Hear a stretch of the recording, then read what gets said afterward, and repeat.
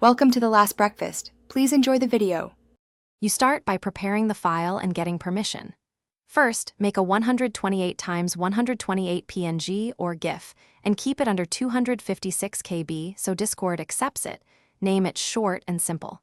Once done, open server settings, go to Emoji and upload the file. Give the emoji a clear name, you'll type that name later.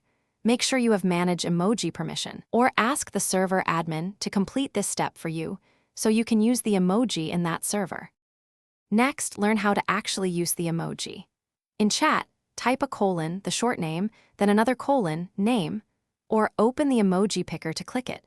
Discord auto-replaces the text. Keep in mind animated emoji work normally only inside their home server, unless you have Nitro.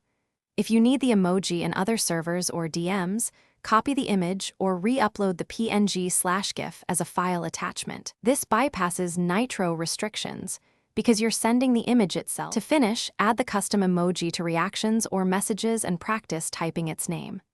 Right-click a message, choose Add Reaction and pick your emoji. In text, use name or the picker. If something goes wrong, check the file size, format, PNG/GIF, and that you have managed emoji permission, because those are the usual culprits. If the emoji won't work outside the server, upload the image directly to the target chat or copy-paste it on desktop so others can see it without Nitro. Thanks for watching. If this was helpful, leave a like and consider subscribing. See you next time.